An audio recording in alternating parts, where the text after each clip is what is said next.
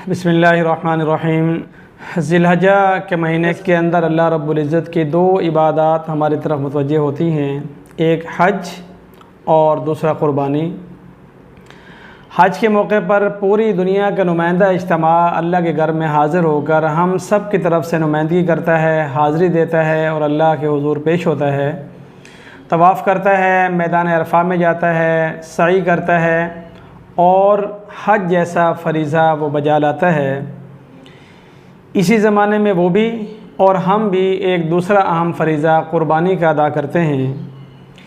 इन दोनों इबादत के पस मंज़र में देखा जाए तो सुन्नत इब्राहीम अलैहिस्सलाम चली आ रही है। हज के अरकान में तवाफ़ हो, सफ़ा और मरवा की सई हो, या फिर मिना के मैदान में जाकर शैतान को कंकर मारने हों, या फिर इसी तरीक़े से क़ुरबानी अदा करनी हो, सब के पीछे इब्राहीम अलैहिस्सलाम का किरदार, आपकी सुन्नत, आपका तरीक़ा कार फरमा है। कभी कभार इंसान की सोच में आता है कि इब्राहीम अलैहिस्सलाम की शान में ऐसी क्या ख़ास खूबी है कि इस्लाम का मुक़द्दस तरीन फ़रीज़ा हज उनकी याद में चल रहा है और इसी तरह इस्लामी शार क़ुरबानी भी इब्राहीम अलैहिस्सलाम की सुन्नत के तौर पर मान ली गई है और उस पर अमल किया जाता है। और ये सच है कि जब नबी करीम सल्लल्लाहु अलैहि वसल्लम से पूछा गया कि अल्लाह के रसूल ये क़ुरबानियाँ क्या हैं, तो आपने फरमाया हादिही सुन्नत अबीकुम इब्राहीम, ये आपके वालिद माजिद इब्राहीम अलैहिस्सलाम की सुन्नत है। अब यहाँ पर सवाल ये पैदा होता है कि हज जैसा मुक़द्दस फ़रीज़ा और क़ुरबानी जैसा इस्लामी शिआर, इसके पीछे इब्राहीम अलैहिस्सलाम ही क्यों? इसका जवाब ये है कि अल्लाह ताला की तरफ से जितने अम्बिया आए, मुख्तलिफ़ ज़मानों में उनके इम्तिहानात हुए और उन इम्तिहानात की कामयाबी के नतीजे में उन्हें मुख्तलिफ़ इनामात दिए गए। इब्राहीम अलैहिस्सलाम वाहिद ऐसे पैगम्बर हैं कि जिनके इम्तिहानात ऐसे अंदाज से लिए गए कि ऐसे इम्तिहानात किसी और नबी से नहीं लिए गए। आप बच्चे हैं तो बचपन में इम्तिहान, जवान हैं तो जवानी में इम्तिहान, और अगर बुढ़ापे में पहुँचे हैं तो बुढ़ापे में इम्तिहानात। बच्चे हैं, खेल कूद की उम्र है, उस वक़्त आजमाइश ये है कि तबई तौर पर बुतों से मुतनफ़िर हैं, आगे चलकर नबी होने वाले हैं, तो लिहाजा उनके लिए ये बात बहुत बारे गिरा थी कि उनके घर का बड़ा उनसे कहे कि जाओ बुतों को बेच कर आओ। अब चूँकि अल्लाह का नबी है जो बुत तोड़ने आया है और बुत परस्तों को तौहीद का दर्स देने आया है, जब वो उनके बुत लेकर गलियों में जाते हैं तो गलियों में घसीट घसीट कर तोड़ तोड़ के शाम को लाते हैं, तो आकर घर वालों से सज़ा पाते हैं कि भाई आपको भेजा है बुत बेचकर आप कमा के लाओ, और आप उल्टा बुत तोड़ के आ जाते हैं। तो रोज़ घर के अंदर लड़ाई और झगड़ा और डांट और डपट। तो ये पूरी बचपन इब्राहीम अलैहिस्सलाम का इसी आज़माइश में गुज़रता है। जब जवान होते हैं तो आज़माइशें, सबसे बड़ी आजमाइश आप पर वो आई है जो आपको आग के अंदर डाला गया है और ज़िंदा जो है आपको आग के अंदर डाला गया है। इस तरह की आजमाइश पहले किसी नबी पर नहीं आई। इब्राहीम अलैहिस्सलाम की ये इम्तिहानात, सख्त इम्तिहानात, अजीब व गरीब इम्तिहानात, तो इसमें कामयाबी और ऐसी आला कामयाबी कि दुनिया हैरान और परेशान है कि क्या कोई शख्स जीते जागते ख्वाब की वजह से अपना बेटा भी ज़िबा कर देगा, फिर उसके बाद बेटे को संगलाख वादी में बेआबो गया इलाक़े में बग़ैर पानी और खाने के छोड़ कर आना, फिर उसके बाद उनको ज़िबा करने का हुक्म दे देना। ये सारी वो आज़माइशें हैं जो इब्राहीम अलैहिस्सलाम की ज़ात पर और बैक वक़्त आपके ख़ानदान पर आईं। इस तरह के इम्तिहानात, इस तरह की आज़माइशें न किसी तनहा नबी पे आईं और न नबी के ख़ानदान पे आईं। अब अल्लाह रब्बुल इज़्ज़त ने जब उनकी कामयाबी देखी तो आपको बतौर इनाम वो इनामात से नवाजा है कि क़यामत तक इब्राहीम अलैहिस्सलाम की याद, आपकी सुन्नतें और आपके ख़ानदान की याद ताज़ा रहेगी। तो आपकी आज़माइशें इंतहाई मुनफरिद हैं और आपकी कामयाबी इंतहाई आला है। इसलिए बतौर इनाम जो आपको इनामात दिए गए, तो आपकी याद भी बाकी अम्बिया से मुनफरिद है। इस बिना पर हमारे हज के अंदर भी इब्राहीम अलैहिस्सलाम और आपका ख़ानदान, और क़ुरबानी के अंदर भी इब्राहीम अलैहिस्सलाम और आपका ख़ानदान चलता है। इसमें बिलखुसूस जो आग में डाले जाने का किस्सा है, उसके अंदर एक ख़ास नसीहत है, और वही इस वक्त आप हज़रात के सामने अर्ज़ करना मकसूद है। वो ये है कि जिस वक्त इब्राहीम अलैहिस्सलाम को मंजनीक में रख दिया गया कि अभी थोड़ी देर के बाद रस्सा खींचा जाएगा और इब्राहीम अलैहिस्सलाम फ़िज़ा की बुलंदी में उछल कर आग के बीचों बीच आकर गिरेंगे और उन लोगों के ख्याल के मुताबिक जल जल के तड़प तड़प के आपकी रूह परवाज़ हो जाएगी। ऐसे में इब्राहीम अलैहिस्सलाम जब वहाँ पर रख दिए जाते हैं तो अल्लाह के फ़रिश्ते अल्लाह के पास जाते हैं कि रब्बे ज़ुल जलाल, आप हमें इजाज़त दें, हम जाकर उनका तामुन करें और आग को जाकर बुझाएँ। अल्लाह ताला ने फरमाया कि ठीक है, आप जा सकते हैं। जब ये फ़रिश्ते हज़रत इब्राहीम अलैहिस्सलाम के पास आकर पहुँचते हैं और अपनी खिदमात पेश करते हैं कि आप हुक्म फरमाएँ तो हम आग को बिखेर दें या फिर पानी डालकर आग को बुझा दिया जाए। ये वो वक्त होता है कि जब कोई भी शख्स अपनी मौत अपनी आँखों के सामने देखकर एक तिनके का सहारा भी ढूंढता है।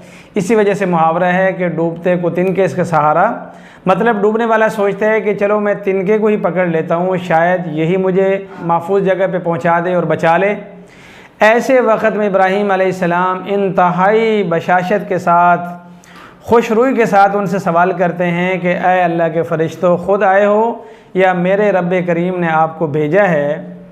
तो फ़रिश्ते सच जवाब देते हुए कहते हैं कि इब्राहीम, अल्लाह ताला ने हुक्म नहीं दिया था आने का, हम अल्लाह से इजाज़त लेकर आपकी खिदमत के लिए आए हैं।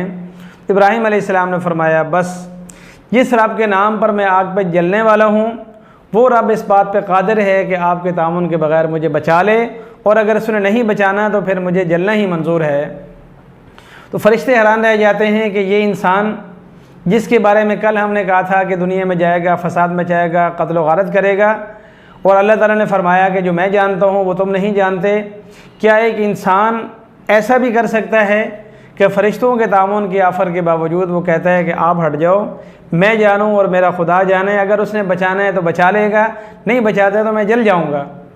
तो इसके बाद इब्राहीम अलैहिस्सलाम को जब वहाँ मंजनीक में रखा जाता है, रस्सा खींचा जाता है, इसके बावजूद इब्राहीम अलैहिस्सलाम के चेहरे के ऊपर कोई गम, कोई खौफ, कुछ भी नहीं है। बस दिल अल्लाह की तरफ है कि मेरे रब ने अगर मुझे बचाना है तो बचा लेगा। वो दुनिया का ज़रा सा तामुन, ज़रा सा भी आसरा लेने के लिए तैयार नहीं है। अब जिस वक़्त इब्राहीम अलैहिस्सलाम की मंजनी की रस्सी खींची जाती है तो चश्मे तसव्वुर में देखा जाए तो ऐसा लगता है कि कुछ लम्हात के लिए ज़मीन व आसमान का निज़ाम थम गया होगा, रुक गया होगा कि जिस नबी की नस्ल से आखिरी नबी ने पैदा होना है, क्या आज वो नबी जल जाएगा? तो जिस वक़्त ज़मीन व आसमान का निज़ाम रुकता है, ऐसे में भी इब्राहीम अलैहिस्सलाम के दिल की धड़कन उसी रफ्तार और मिक़दार के साथ चल रही होती है जैसे किसी आदमी की खुशबाश ज़िंदगी के अंदर चलती है। तो ऐसे में भी इब्राहीम अलैहिस्सलाम का दिल अल्लाह की तरफ मुतवज्जे है कि अगर मुझे बचाना है तो अल्लाह ही ने बचाना है। यहाँ से पता चलता है कि इब्राहीम अलैहिस्सलाम का ईमान और आपका तौहीद पर यकीन किस मेयार का था, किस कदर आप उलुल अज़म पैगम्बर हैं, कितना आपका अल्लाह की ज़ात पे भरोसा और यकीन है। देखती हुई ताहद निगाह आग और उसके बुलंद होते हुए शोले, आसमान को छूती हुई उसकी तपश, लेकिन एक इब्राहीम अलैहिस्सलाम, इसी मट्टी पानी के बने हुए इंसान, उन पर कोई खौफ नहीं, कोई कुछ नहीं है और अपने रब के नाम पे जलने के लिए खुशी से तैयार हैं। अब जिस वक़्त इब्राहीम अलैहिस्सलाम की रस्सी खींच दी गई, फ़िज़ा में बुलंद हो गए और उसके बाद उछल कर इब्राहीम अलैहिस्सलाम ने चंद लम्हों के अंदर अंदर आग में जुलस जाना है, भुन जाना है, आग में जलकर राख हो जाना है। ऐसे में भी इंतहाई इत्मीनान के साथ वो फ़िज़ा में उछलते हैं और आग में आकर गिरने वाले होते हैं। तो ये इब्राहीम अलैहिस्सलाम के दिल की कैफियत का इम्तिहान था।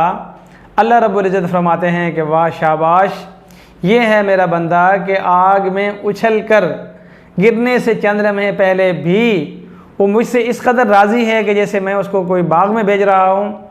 तो ऐन उस वक़्त रहमत खुदाबंद जोश में आती है और ऐलान होता है, या नार कूनी बरदन व सलामन अला इब्राहीम, ऐ आ ख़बरदार, मुझ पे मर मिटने वाले इब्राहीम अलैहिस्सलाम को ज़रा सी जलना जो दूर की बात है, तपश भी नहीं पहुँचनी चाहिए। फरमाया बरदन, ठंडी हो जा। लेकिन साथ ही ये भी ख्याल आता है कि अगर आग इस कदर ठंडी हो जाती कि इब्राहीम अलैहिस्सलाम को ठंड न लगने लग जाती, तो अल्लाह ताला ने फरमाया बरदन व सलामन, ठंडी होना है लेकिन इतनी ठंडी भी नहीं कि इब्राहीम अलैहिस्सलाम सर्दी से कांपने लगे, सलामती वाली ठंडी, यानी बेहतरीन मज़ेदार किस्म की ठंडक। अब जैसे इब्राहीम अलैहिस्सलाम आकर आग के पास पहुँचते हैं तो वहाँ आग नहीं है, शोले नहीं हैं, अंगारे नहीं हैं, कुछ भी नहीं है।